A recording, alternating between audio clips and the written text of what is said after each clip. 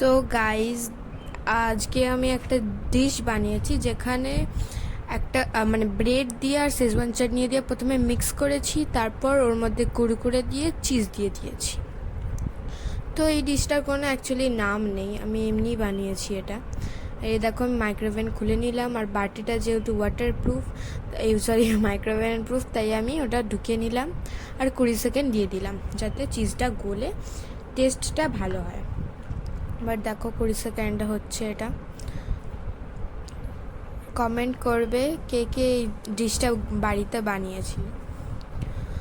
আগেও আমি এটা কোনো দিন ট্রাই করিনি, আজকে এমনি ট্রাই করলাম, ভাবলাম তোমাদের একবার দেখিয়ে দিই। তো এবার আমি এটা খুলে নিচ্ছি। দেখো কি সুন্দর ধোঁয়া বেরোচ্ছে এটা দিয়ে।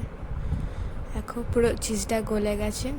আর গরমের ব্রেডটা যেহেতু গরম হয়ে গেছে, টেস্টটা একটু বেশি মানে ভালো লাগবে আর কি।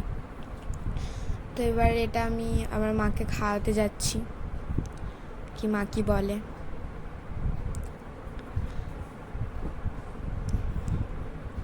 তো মা আবার বাটিটা নিল, এবার খাবে।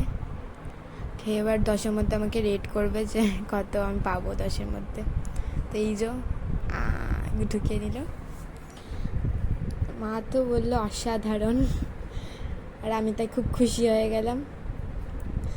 তারপর আমি রেট করতে বললাম, বললো 10-এ 10।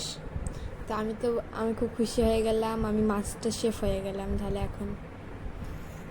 বাই বাই, দেখা হচ্ছে পরের ভিডিওতে।